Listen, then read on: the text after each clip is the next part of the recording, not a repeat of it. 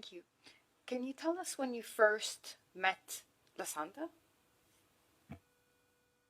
Okay.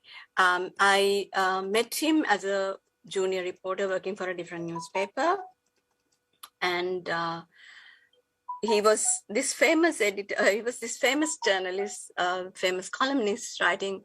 He used to pen a column under his pen name, Suranimal. It was extremely popular.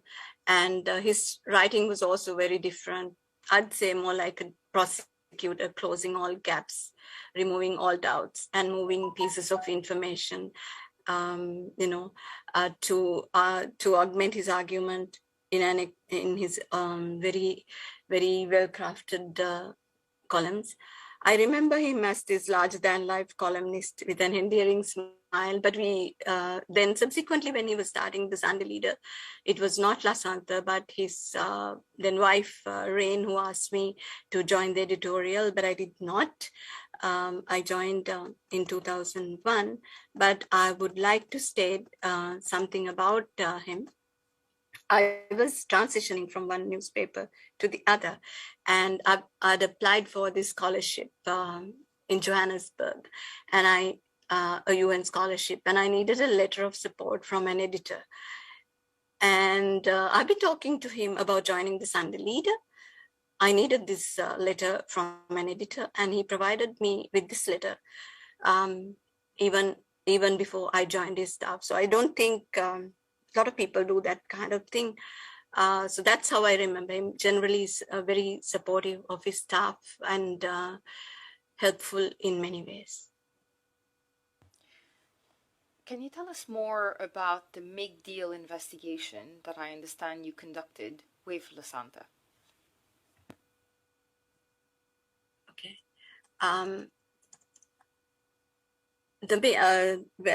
He got the information, and at that time I was running the investigations desk. So I commenced the series and filed the first of the stories. The other stories were filed by someone else. That was because I was going away on I went away for a short period of time on a short course. But doing that story taught me a lot about documentation of verification, and the kind of energy that needs to go into doing a story. We secured the initial documents, and then we had to get many more. We had to procure more documents, and this related to technical evaluations, how technical evaluations are done. We are journalists. We do not have expertise on fighter aircrafts and how technical evaluations are conducted by the Sri Lanka Air Force. So I spent a significant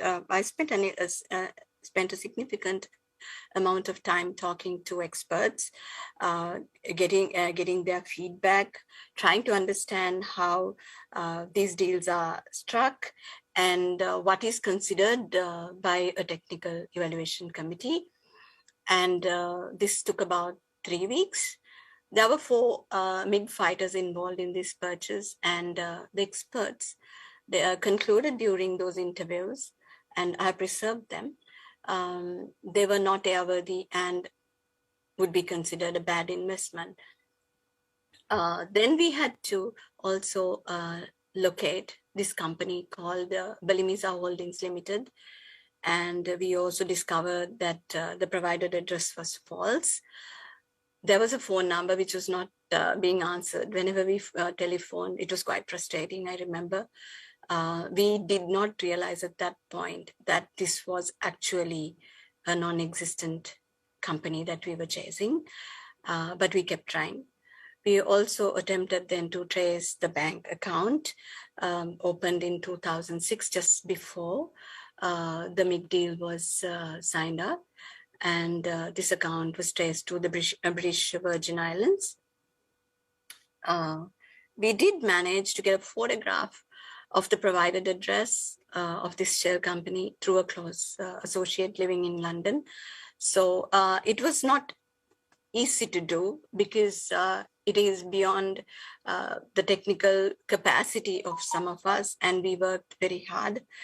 We took some time to complete that story, But I would like to mention a few things about this story, though at least the first one I did, and I assisted with the second, and I was away thereafter.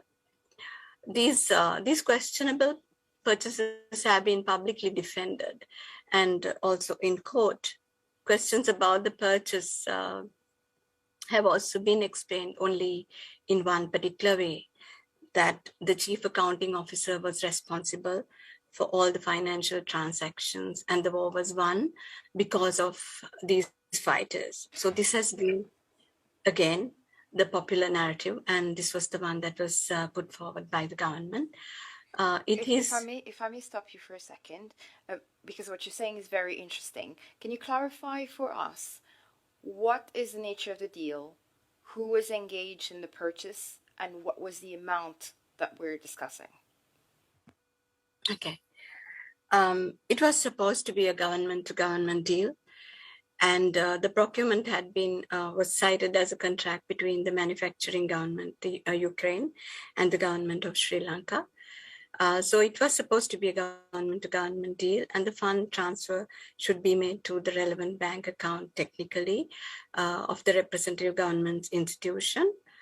The money for the MiG-27 purchase were unfortunately not paid to a bank account of this particular, Wickrematunge, the company, the state representative company, but to this other account of the UK company named Belimiza Holdings. The story was important, for it exposed not just the kind of procurement deals that were going on. It opened the lid on the kind of military-related deals that were taking place. I cannot particularly tell you the exact amount right now because I do not have the document and I would not want to give you wrong information. So what I do remember is in the story that I covered, the first story, what we discovered was the existence of this ghost company, the failure to contact them, and the fact that the money has been transferred to an account that was not supposed to be the official account. And it was also clearly not a government-to-government deal as it was presented to Sri Lanka and to the world. This story was important because of the because we could, for the first time, really present corruption in military deals, and we were really brought under tremendous pressure after that. And we also understand the newspapers' closure in so many ways, the pressures we felt, the kind of pushback we got were quite directly linked to the story series. Not only this, but many others, I'm sure. But the reports are unfortunately not available online, as the Sunday Leader archive also does not exist anymore. After the first story, which raised a hornet's nest, as I mentioned, I traveled overseas, and there'd been the Sunday Leader has, in 2005, the Sunday Leader tendered an unqualified apology for the article series. But as the writer of the original story, the very first story, I think it is the right time for me to say that the reporting was done with great care, and we took great efforts to make sure that information was verified, and we were extremely truthful to what we were working on. And I'd really want to say that I stand by every word that went into print in the initial report. Thank you. Can you tell us more about the